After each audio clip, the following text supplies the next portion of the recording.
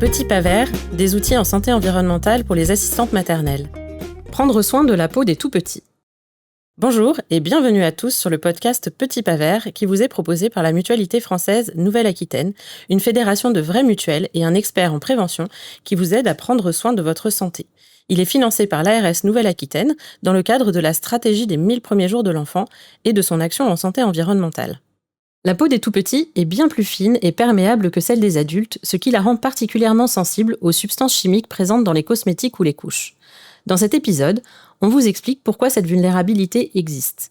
L'idée ici, c'est de vous proposer des alternatives concrètes, sûres et écologiques pour prendre soin de la peau des tout-petits au quotidien dans le cadre de votre accueil. Pour cela, je suis aujourd'hui avec Anne-Sophie Moussa, docteure en pharmacie, experte en santé environnementale et cofondatrice de Safely. Bonjour Anne-Sophie. Bonjour Laure. Alors Anne-Sophie, pour commencer, est-ce que tu veux bien te présenter et nous expliquer ton parcours, comment tu en es arrivée là ? Alors, je suis docteure en pharmacie de formation.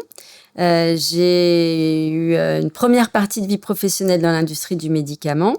Et il y a quelques années, j'ai cofondé l'agence Safely qui accompagne les professionnels dans leur transition en santé-environnement.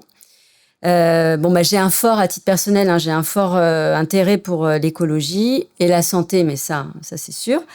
Et je me suis intéressée à la question des plastiques dans la restauration scolaire.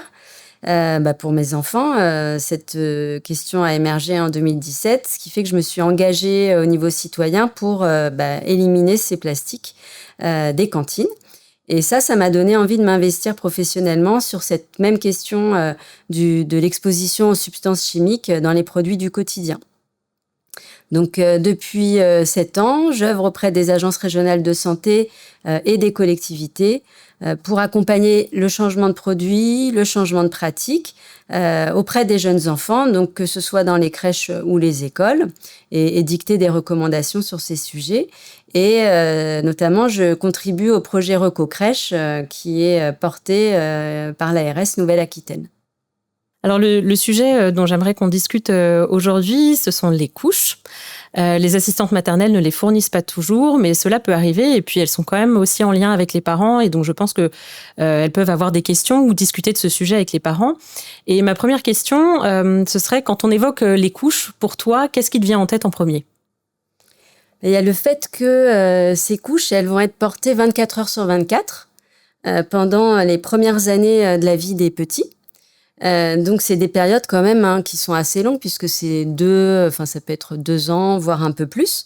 Et pendant cette période-là, donc il va y avoir un contact étroit entre ce produit qui est la couche, avec une partie relativement grande du corps, et puis aussi avec les muqueuses des petits. Donc, on a de quoi se poser des questions sur la qualité et la composition de ces couches-là. Et puis aussi au niveau réglementaire, il faut savoir il n'y a pas d'encadrement spécifique. Ils sont considérés comme des produits de consommation lambda, si je peux dire. Donc, il y a une obligation générale de sécurité, mais il n'y a pas de cadre vraiment spécifique là-dessus. D'accord. Et tu parlais du coup de la composition. Qu'est-ce que c'est la composition d'une couche classique ? Quelles substances on y retrouve et qui peuvent potentiellement être dangereuses ? Alors, c'est un produit qui est assez complexe. Quand on regarde une couche, il y a quand même plusieurs constituants. Donc, il y a un voile interne qui est au contact des parties génitales avec la peau du bébé. Il y a le voile externe. Il y a le matelas super absorbant qui est à l'intérieur, qui est le cœur du réacteur, puisque c'est ce qui permet d'absorber, évidemment. Il va y avoir les systèmes d'attache, les élastiques, donc la cellulose, la partie en contact donc d'origine végétale. Donc on a des produits d'origine végétale, des produits plastifiés. Donc tout ça forme un tout, même si c'est un petit objet qui est quand même assez complexe et hétérogène. Et au niveau des substances qui peuvent poser question, en fait, il peut y avoir des substances qui ont été ajoutées intentionnellement, comme des parfums ou des lotions, donc avec un objectif qui n'est pas forcément nécessaire. Il peut y avoir des résidus liés aux produits d'origine végétale, donc comme des résidus de pesticides. Et puis, il peut y avoir aussi des substances qu'on appelle des coproduits parce qu'en fait, on les a pas mis au départ, mais ils vont être fabriqués pendant le processus justement de fabrication. Et donc là, on a pas mal de familles ou de substances, alors avec des noms barbares, donc comme les furanes, les dioxines, les hydrocarbures aromatiques polycycliques, enfin, peu importe leur nom, mais on a pas mal de ces substances qui vont être fabriquées à ce moment-là. Voilà, en gros, c'est déjà pas mal. C'est déjà pas mal. Et du coup, donc, elles sont contenues, ces substances, dans les couches. Mais si elles sont dangereuses, c'est qu'elles peuvent migrer vers la peau des bébés. Est-ce que tu peux nous en dire un petit peu plus sur pourquoi et comment est-ce qu'elles migrent vers la peau des bébés ? Elles peuvent migrer évidemment par le contact cutané. Parfois, s'il y a avec aussi des corps gras, ça peut favoriser aussi, donc comme une crème, le passage entre la couche et puis la peau. Il peut y avoir aussi, je les ai pas citées dans les substances tout à l'heure identifiées pour les couches, les substances préoccupantes, mais il peut y avoir le formaldéhyde qui lui va plutôt être émis, ça va pas être un passage forcément cutané, mais qui va être émis dans l'air, quoi, si je peux dire. Donc voilà comment ça peut se passer.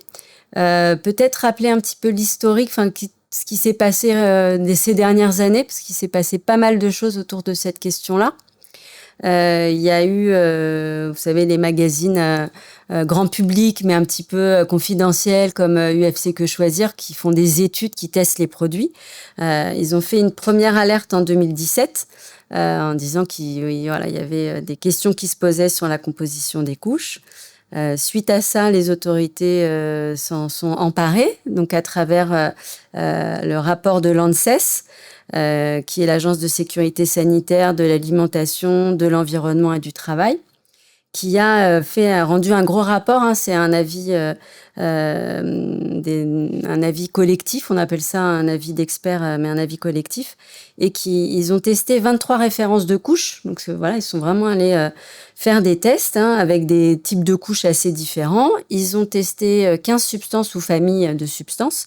Et puis, ils ont dit deux choses. Ils ont dit il y a certaines familles ou substances qui nous préoccupent plus. Et on va voir ce qu'ils en ont fait de ces conclusions. Et puis, ils ont aussi dit, aujourd'hui, dans l'état actuel des connaissances, on ne peut pas dire qu'il n'y aurait pas de risque sanitaire avec le port des couches jetables. Voilà. Une fois qu'ils ont fait ça, les autorités, plusieurs ministères ont convoqué les fabricants et ont essayé un peu de tirer un peu les bretelles en disant vous pourriez faire mieux, déjà ne pas ajouter des substances en plus qui sont pas utiles, revoir vos procédés de fabrication pour justement essayer de limiter les impuretés qui peuvent être émises au moment de la fabrication. Donc essayer de faire mieux. Ce que les fabricants, grosso modo, ont fait, ça a été montré parce qu'il y a eu d'autres tests par ces mêmes UFC Que Choisir quelques années plus tard, et on a vu que les résultats étaient meilleurs. Donc, il y a eu des progrès de fait. Et puis, l'ANSES, suite à son rapport, est monté au créneau auprès de l'Europe. Donc ça, c'est aussi bien de voir que la France essaye de porter ces sujets au niveau européen pour proposer des seuils et dire, sur certaines substances, on ne veut pas qu'il en reste plus que tant. Donc c'est des petites doses. Donc ils essayent de porter ça pour qu'il y ait une réglementation spécifique qui soit adoptée au niveau européen. Alors justement, tu parlais de réglementation. Pour s'y retrouver, pour faire un choix éclairé, je sais qu'il existe un label européen. Est-ce que tu peux nous en expliquer un petit peu les grands principes et quelle est la différence entre une couche classique, une couche bio ou une couche qui a un label, justement, le label européen, par exemple ? Alors déjà, c'est vrai que on aime bien mettre le mot bio partout et nous, on est assez vigilants là-dessus. Parce qu'il n'y a pas de couche bio. Aujourd'hui, il n'y a pas de couche qui peut se revendiquer bio. Alors parfois, les marques qui vont faire des efforts sur ces questions-là vont pouvoir appeler les couches écologiques, ce qui répond à rien de très particulier de réglementaire, mais voilà. Mais c'est vrai que le bio. D'ailleurs, il y a au niveau des couches, il y a des couches qui vont utiliser, j'ai dit, pas mal de matières plastifiées. Il peut y avoir les matières plastifiées, on va dire classiques, conventionnelles, et puis il y en a qui vont revendiquer d'utiliser des bioplastiques. Donc il faut aussi, ça peut être, en gros, ça utilise moins de pétrole, donc moins de ressources non renouvelables, mais ça n'a pas forcément un intérêt sanitaire. Voilà, il faudrait regarder très précisément. Donc il peut y avoir aussi un peu des abus de langage sur ces plastiques qui sont d'origine, peuvent avoir des constituants d'origine agricole en fait, de déchets de production agricole. Donc pour revenir en tout cas sur ta question autour de comment faire un choix. Eh bien, effectivement, il y a des labels et il y en a plusieurs. Et aujourd'hui, sur le marché, on arrive à les trouver parce que des fois, il y a des labels, mais l'offre n'est pas très large. Donc, on a cette chance-là maintenant. Le marché a quand même évolué récemment. Alors, il y a l'Ecotex Standard 100, par exemple, qu'on peut trouver sur les couches. Il y a l'écolabel européen que tu citais. Il y a le Nordic Swan, alors qui existe, mais qu'on trouve plus difficilement. Et puis, il y a un label aussi qui s'appelle TCF. Voilà, c'est un acronyme anglais, mais qui parle de la méthode de blanchiment de la cellulose, qui est un constituant de la couche, donc d'origine végétale. Voilà, donc en tout cas, c'est vrai que récemment, cet écolabel européen, il a revu son cahier des charges et il s'est bien collé justement à l'étude de l'ANSES et a bien cadré cette question dans son cahier des charges pour limiter vraiment la présence de ces substances, que ce soit dans les constituants de départ ou dans les résidus qui restent après la fabrication sur le produit final. Donc, c'est un label qui est aujourd'hui intéressant. Il y a une autre alternative qu'on a pu recommander, c'est le fait que certaines marques plus confidentielles, souvent commandent sur Internet, avec des livraisons, etc., ont pu faire des analyses par un laboratoire indépendant et donc mettaient à disposition ces résultats d'analyse sur leur site Internet, par exemple. Mais c'est vrai que c'est pas évident de s'approprier ça, donc c'est une preuve de grande transparence, donc ça c'est chouette. Mais c'est difficile de s'y retrouver. Donc les labels, c'est vrai que ça a cet avantage d'être plus lisible. Après, j'avais une question concernant les couches lavables. Est-ce qu'il existe des recommandations? Parce qu'on sait qu'en matière de réduction des déchets, c'est quand même très efficace.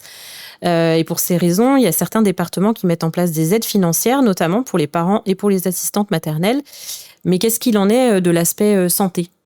Alors, c'est vrai que les couches lavables, d'abord, c'est intéressant par le fait que elles sont pas jetables. Donc, on va vraiment avoir un grand intérêt puisqu'on va réduire, on va éviter ces déchets, en fait. Et on estime que pour un bébé, en fait, sur cette période où il va porter des couches, on estime à 1 tonne le poids des déchets. Voilà, donc ça, c'est le côté, on va dire, environnemental.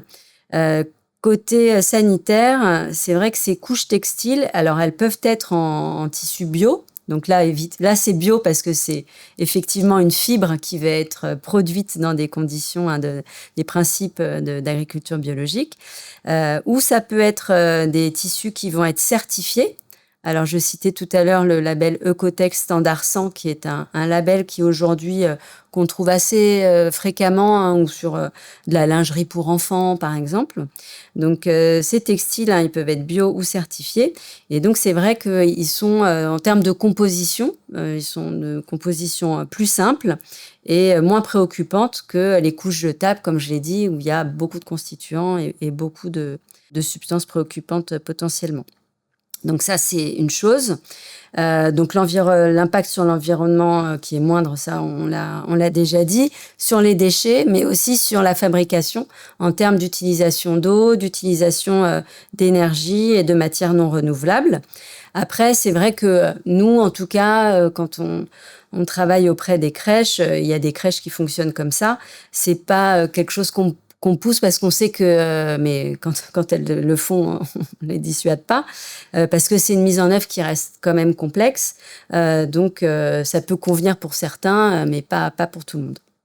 Et donc, peut-être pour finir, pour élargir un petit peu le sujet de cette conversation, sur le change, en général, est-ce que tu as des recommandations? Est-ce qu'il y a eu des évolutions récentes dans les connaissances? Effectivement, sur cette question-là, en fait, il y a des évolutions depuis quelques années, des recommandations, et ces recommandations, elles sont appliquées dès la maternité. Ce qui fait que voilà, les parents, dès la naissance, sont dans le bain et puis peuvent garder ces bonnes habitudes. Donc, on est quand même sur une notion de sobriété, de se poser la question du besoin d'utiliser un produit au moment du change. Donc, on va privilégier les choses simples. Aujourd'hui, les recommandations, c'est d'utiliser de l'eau, tout simplement, pour les urines, et puis d'utiliser un savon ou un produit lavant bien choisi, on va voir comment, en cas de sel. Donc, faut essayer de le choisir sans parfum, sans colorant. Simple, c'est en termes du nombre d'ingrédients, et puis labellisé si possible, comme le label Cosmebio par exemple. Au-delà de ça, au niveau pour éviter les rougeurs, c'est important de bien rincer quand on a utilisé un produit lavant, et puis d'avoir aussi un bon séchage, un bon temps de séchage. On a vu que voilà, au-delà du choix du produit lavant, ces étapes-là sont importantes. On va du coup éviter les produits non rincés, comme le liniment ou un lait de toilette. On va éviter aussi une crème qui serait utilisée en routine, c'est-à-dire qu'on peut avoir besoin d'une crème, mais pas à chaque change. Donc, en cas de rougeur simple, on peut utiliser une crème pour le change type pâte à l'eau, par exemple. Et puis, si on est dans le cas d'un érythème fessier, là, on va se tourner vers une crème médicamenteuse, mais sur prescription. On aura déjà vu ça avec le médecin, dans quel cas l'utiliser. Voilà. Sinon, voilà, les lingettes qui peuvent être pratiques de temps en temps quand on est en sortie, on va éviter de les utiliser au quotidien, et pour leur composition, et pour la question aussi du déchet, si on se pose cette question-là. Merci Anne-Sophie. Pour finir ce podcast, quel serait ton message clé pour les assistantes maternelles? Et puis, où est-ce qu'on peut retrouver des ressources sur ce sujet? Alors, en termes de ressources, on a fait, dans le cadre du projet Recocrèche, on a mis à jour une fiche sur les couches de table qui est disponible sur le site recocrèche.fr. Et puis, mon message, je pense que c'est s'intéresser à ces sujets qui sont importants, de les prendre les uns après les autres, parce que dans la pratique professionnelle, il y a beaucoup de chapitres. Et puis de faire le plus simple pour soi, c'est-à-dire de commencer par ce qui nous parle le plus ou ce qui nous semble le plus simple pour faire évoluer ces pratiques les unes après les autres dans un esprit positif. Voilà. Petit pas par petit pas. Merci Anne-Sophie pour cet échange. Je rappelle que les guides Recocrèche sont à disposition, notamment sur les cosmétiques et les couches de table. Vous retrouverez également des informations utiles sur le site du WECF. Les liens sont dans notre article du mois. Merci pour votre écoute. N'hésitez pas à partager vos sujets et vos questions dans le formulaire disponible dans notre newsletter. À bientôt pour un nouvel épisode des Petits Pas Verts.